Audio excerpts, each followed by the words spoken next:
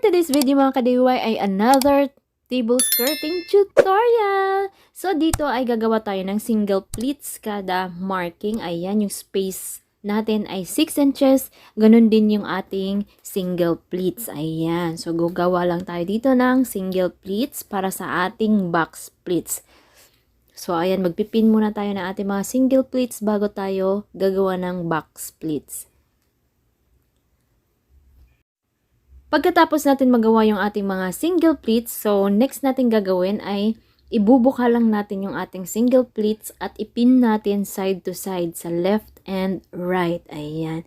So dito tayo sa loob magpin para hindi makita yung katawan ng ating pin. So ayan, paloob tayo mag pins doon sa tablecloth natin na box pleats. Ayan.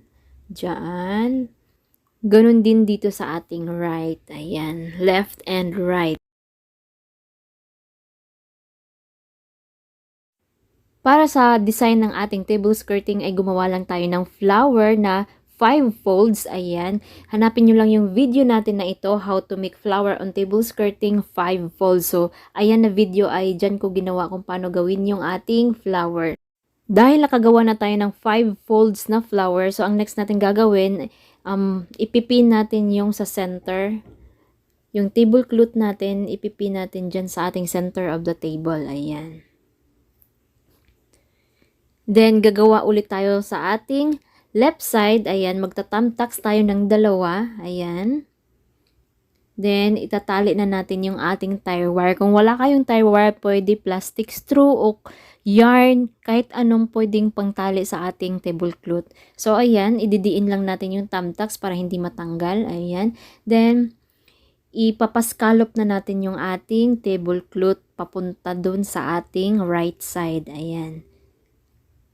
Ganyan. So, ayusin lang natin yung ating scallop. Yung mga lines niya, ayusin lang natin. For more video about table skirting, you can visit my YouTube channel, mga ka-DIY. Click nyo lang yung videos. Marami kayong mapagpipili ang mga table skirting. Meron din tayo backdrop. Kapag naayos na natin yung ating scallop at okay na sa'yo, so itatali na natin siya. Ayan.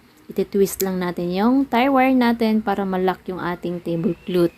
So, ipipin lang natin yung dito para hindi nakabuka yung ating tablecloth dito sa center. So, ang next natin gagawin ay magfo-fold na tayo para sa ating flower folds. So, ayan, gagawa lang tayo dito ng 5 folds. Ayan. So, 7 inches. Then, i-fold at talian.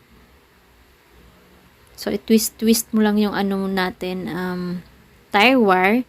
Kung tali naman yung gamit nyo, yung mga plastic straw, so, itatali mo talaga siya. Yung knot na pagkatali.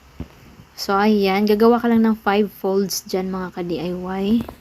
For more videos, mga ka-DIY, just visit my YouTube channel. Mas marami kayong mapagpipiliang table skirting design. Meron din tayong backdrop, meron din tayong napkin folding. So, ayan. So, pagkatapos natin ma-fold lahat yung 5 folds, ayan. So, ang next natin gagawin ay itatali natin yung dulo doon sa naunang finold natin. Ayan. Itatali mo lang yan sila.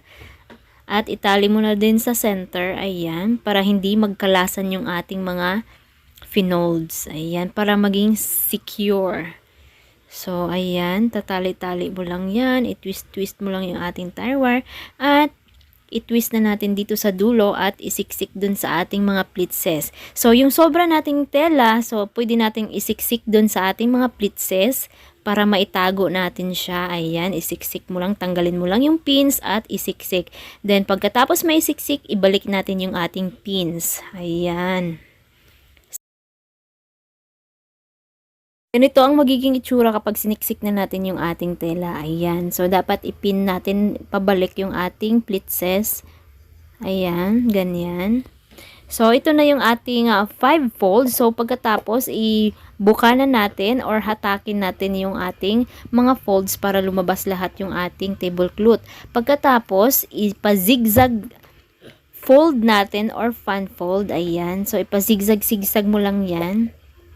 So, lahat ng folds na natirang 4 ay hatakin lang natin palabas at ipa-zigzag fold. So, ganyan lang, mga ka-DIY. Ayan, hatakin mo lang siya at ipa-zigzag folds. Pa-zigzag mo lang, ayan. Gamit nating fabric, tela, or tablecloth ay Silk Alpagena. So, ang naubos nating yards dito ay nasa 7 yards. Sobra ng konti yun sa 2 meters na table. So, 2 meters na table ay makagagamit ka ng 7 yards na tablecloth.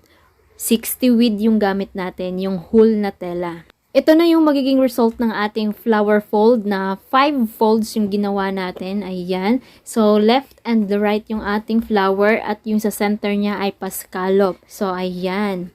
Napakaganda niya tingnan at elegante. Simpleng-simple. Kung gusto nyo naman na 3 folds or 4 folds lang, so pwedeng-pwede nyong gawin. Meron na tayong mga ibang nagawang table skirting tutorial katulad nito. Hanapin nyo na lang, click nyo lang yung playlist natin. Makikita nyo na yung ating mga table skirting tutorial. So, meron tayong single folds, double folds, 3 folds scallop, ayan, 4 folds scallop. Meron din alternate color na flower scallop. So, ayan, hanapin nyo na lang yung mga videos na yan. So, kung pwede nyo ring dagdagan pa ng additional design, so itong ating box pleats ay ifo-fold lang natin para magkaroon ng design dito sa pinakababa ng ating scallop.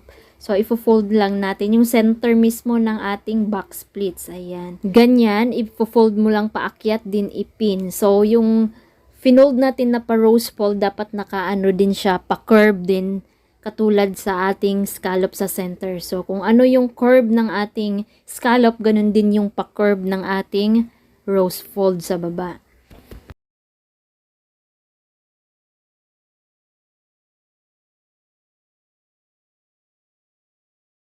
So, ayan mga ka-DIY, i-continue nyo lang yung ating rose fold sa baba papuntang right side, paakyat, ayan. So, ito tapos na yung ating rose fold sa baba.